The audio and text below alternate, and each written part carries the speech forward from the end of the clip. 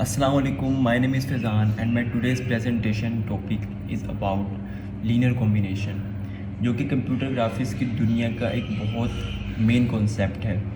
तो सबसे पहले सवाल आता है कि लीनियर कॉम्बिनेशन है क्या। अगर मैं सिंपल वर्ड्स में बताऊं तो लीनियर कॉम्बिनेशन में हम डिफरेंट वेक्टर्स को कंबाइन करते हैं एक न्यू वेक्टर बनाने के लिए।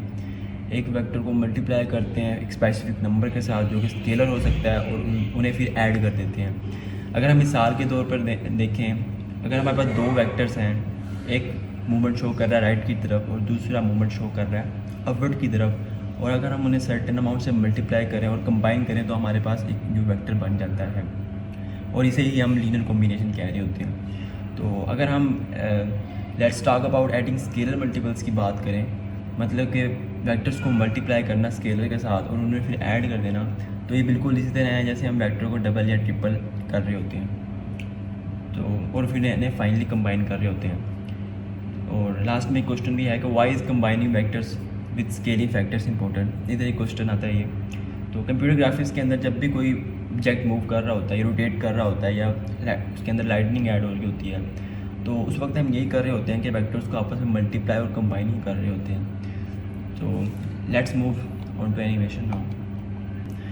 सो जब भी हम कोई करैक्टर देखते हैं फिल्म या गेम के अंदर, और जब भी हम उसके अंदर कैमरे की मूवमेंट देखते हैं कि जूम इन हो रहा है, जूम आउट हो रहा है, या कोई ऑब्जेक्ट किसी फ्लो के अंदर मूव कर रहा है, तो उस वक्त लीनियर कॉम्बिनेशन ही होता है जो वर्क कर रहा होता है। ठीक है, एंड इसी वजह से हम इसे कंप्यूटर ग्राफिक्स की फाउंडेशन कहते हैं, जो कि एक कोर बिल्डिंग ब्लॉक है।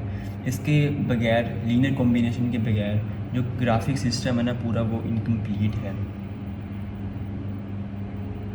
अगर हम एग्ज़ाम्पल लें जिसमें हम इमेजिन करते हैं कि एक मूवमेंट है वो अब राइट की तरफ है।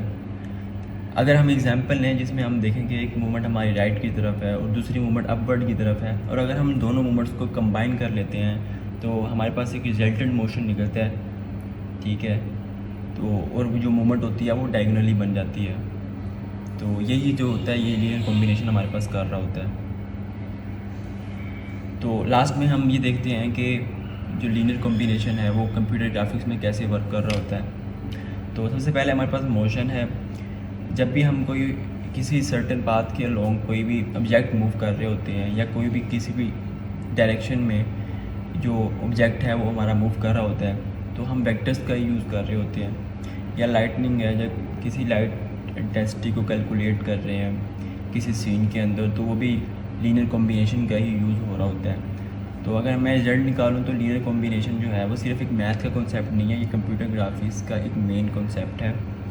तो जितनी भी एनिमेशन है, मूवमेंट है, डायरेक्शन होगी, लाइटनिंग होगी, तो इन सब के पीछे जो है ये लीनियर कॉम्बिनेशन ही है जो वर्क कर रहा होता है। So that's all from my side, thank you everyone. Assalamu alaikum to everyone and my dear sir. I hope you are well. My name is Muhammad Ali Ahmed and I am student of computer science at BZ University Multan. My roll number is BSCS Evening 2220. जो topic जो project हमारी team ने choose किया था, linear combination real time application in computer graphics, as a team member जो topic मुझे sign किया गया है वो visualising linear combination of vector. Linear combination के वेक्टर की हम विजुअलाइजिंग किस तरह करते हैं using Python code. Python code के ज़रिए हम लीनियर कॉम्बिनेशन के वेक्टर की विजुअलाइजेशन किस तरह करते हैं। तो आज इस प्रेजेंटेशन के अंदर हम इसी एक्साइटिंग टॉपिक इसको मैं ब्रीफली एक्सप्लेन करूँगा और इसमें हम काफ़ी सीखेंगे भी हम लीनियर कॉम्बिनेशन के वेक्टर की एक्चुअली लीनियर कॉम्बिनेशन वेक्टर वो एक्चुअली कंबाइंड किस तरह होती है और उनकी विजुअलाइजेशन कोडिंग के ज़रिए किस तरह होती है, वो मैं इस प्रेजेंटेशन के अंदर आज मैं एक्सप्लेन करूँगा आपको, और आप भी सीखेंगे और कुछ ना कुछ मैं भी सीखूँगा।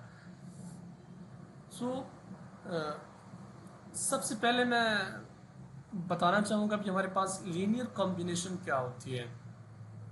लीनियर, अगर हमारे पास दो वेक्टर है और दो स्केलर है और स्केलिंग मल्टीप्लिकेशन और वेक्टर एडिशनिंग के जरिए जो हमारे पास कंक्लूजन निकलता है वो हमारे पास लीनियर कॉम्बिनेशन होता है। फाइनल वेक्टर जो हमें मिलता है वो हमारे पास लीनियर कॉम्बिनेशन होता है। और इन वेक्टर का कंप्यूटर ग्राफिक्स के अंदर क्या काम है, इनकी वर्किंग क्या है और इनकी एप्लीकेशन क्या है। अगर हम कैमरा की बात करें तो अगर हम कैमरा का साइज इंक्रीज कर रहे हैं, पिक्सल इंक्रीज कर रहे हैं, तो एक्चुअल में हम वेक्टर की में तब्दीली कर रहे हैं। तो सारा कुछ वेक्टर की बेस पे होता है। सारा कैमरा हो गया और थिंग्स की मोशन, पोजीशन, सारा कुछ वेक्टर की बिना पे होते हैं। अगर वेक्टर को हम अगर साइज को चेंज कर रहे हैं तो हम दरअसल वेक्टर को चेंज कर रहे हैं। तो सारा वेक्टर की बेस पे होते हैं। चले हम इसको आगे चलते हैं और इसको हम कोड को एक्सप्लेन करते हैं थोड़ा भी। हम कोड के अंदर क्या करने वाले हैं, क्या क्या टूल इस्तेमाल करेंगे और इस कोड को रन करने के लिए।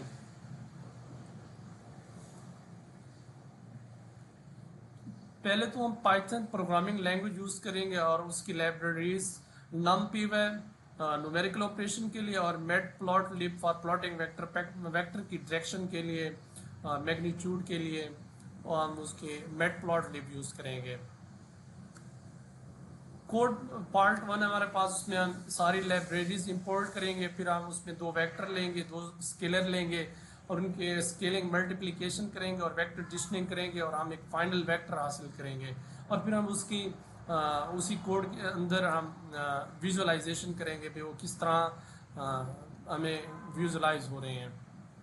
तो उसके लिए हमने वेक्टर प्लॉटिंग की है। उसमें हमारे पास जो रेड है वो रेड कलर वेक्टर वन को रिप्रेजेंट कर रहा है, ब्लू वेक्टर टू को और ग्रीन वेक्टर थ्री को। हम कोड पे चलते हैं।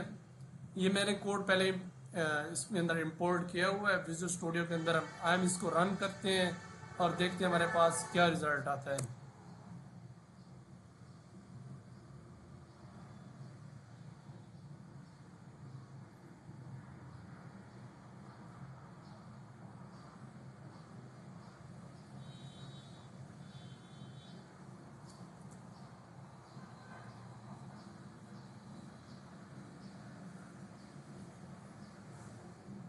ठीक है, हमारे पास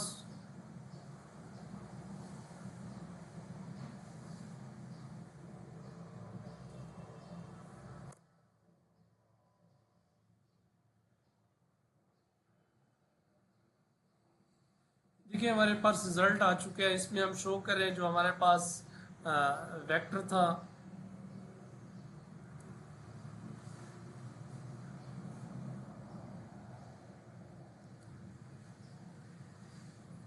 हमारे पास वेक्टर था, स्केलर थे टू और थ्री, और हमारे पास वेक्टर दो थे v1 और v2। हमने खुद चॉइस किया, फिर उसकी मल्टीप्लिकेशन करके फिर उसने हमें ये रिजल्ट शो कर दिया। जो हमारा फाइनल वेक्टर निकला है स्केलिंग मल्टीप्लिकेशन और वेक्टर एडिशन के जरिए, वो हमारा ये निकला है ये ग्रीन कलर वाला।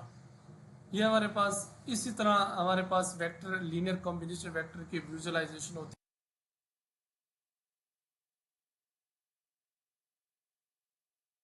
मेरा नाम जैनबुल्ला है।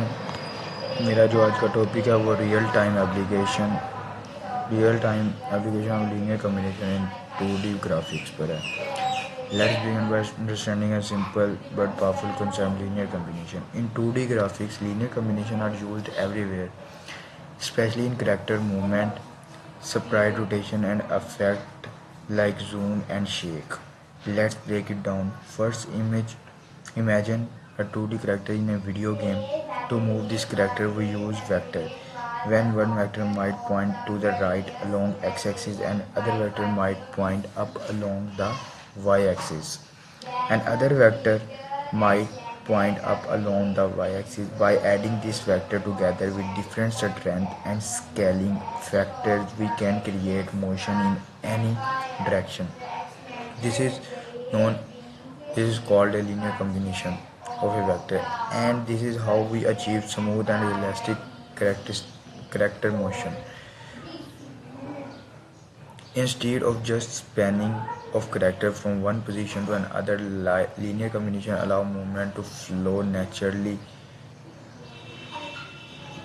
just like in real life, whether it's walking, running, or jumping. The underlying math is driven by linear combination. Next, let's talk about sprite motion. In 2D graphics, Inside any character object or image that appears on the screen, we want to rotate a sprite, for example, spinning a coin or turning a car. We apply rotate transformation using linear algebra.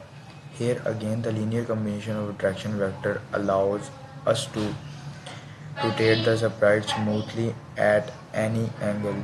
Let's move. And other exciting area, zoom and shake effect. In many mobile games and animation, you will notice the screen sometimes zooms or shakes. काफ़ी बार यार हमने देखा है कि mobile में हम zoom और shake करते हैं स्क्रीन को. May be the screen zoom in during explanation और shake when something crashes. This effect using scale method and again linear combination help apply these transformation in real life. So overall linear combination drive 2D graphic. They allow us to define how character moves, animation how sprite rotates, and apply visual effects like zoom and shakes.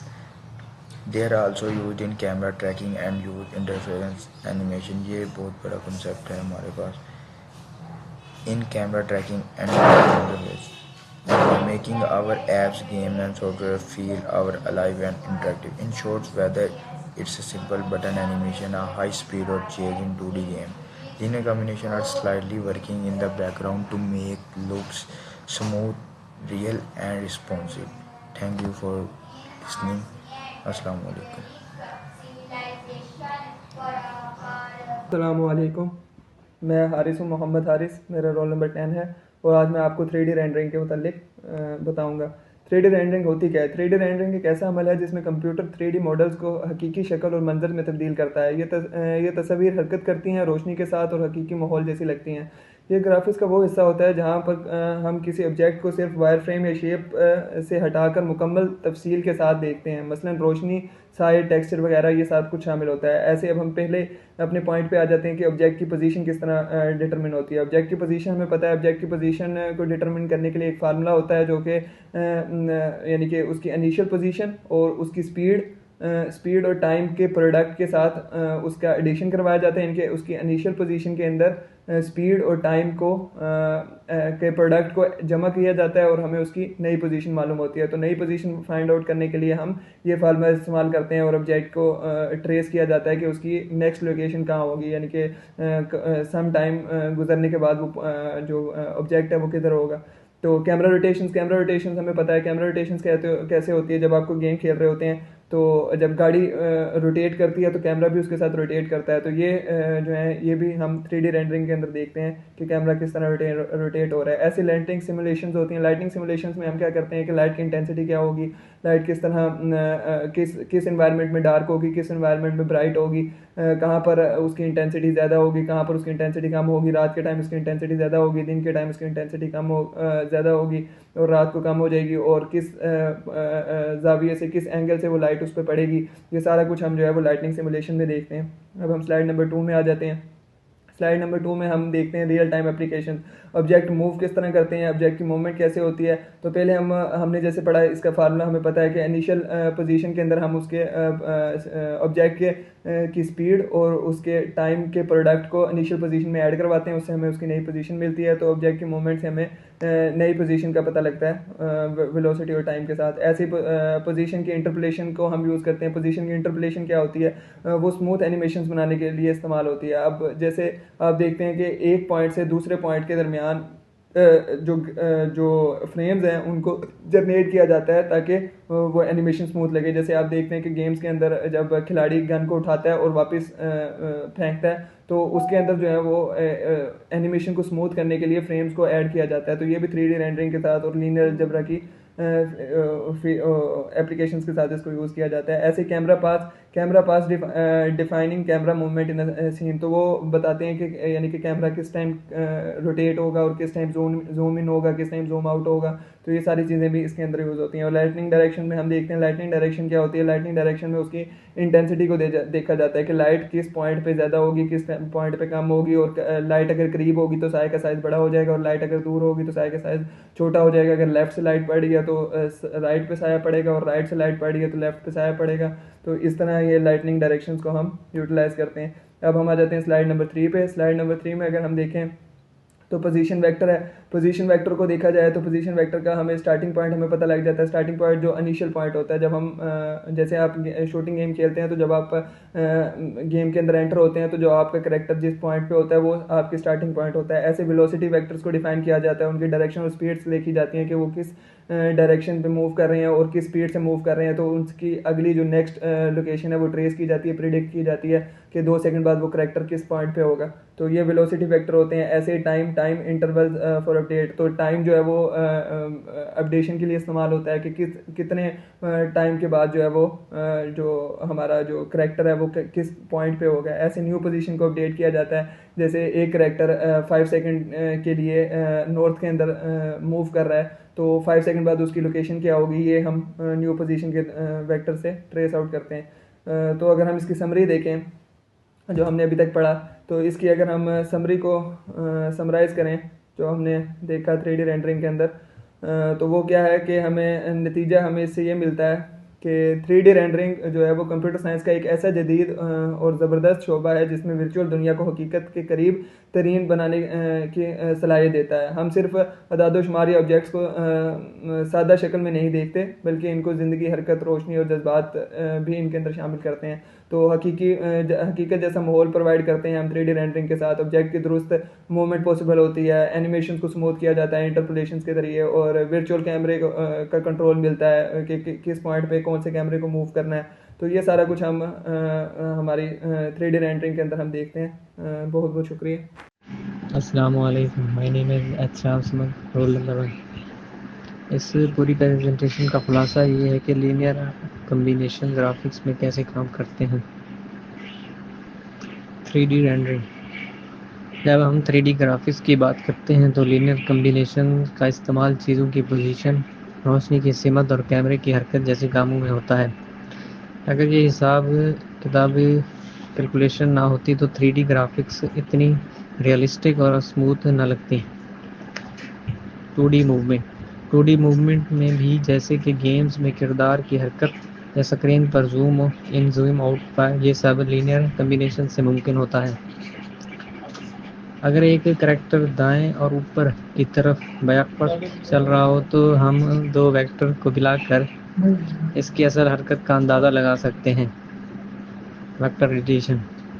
इन सब की बुनियादी असूल vector addition है, यानी कि 2 या 2 से ज़्यादा वेक्टर को स्केल करके जमा करना।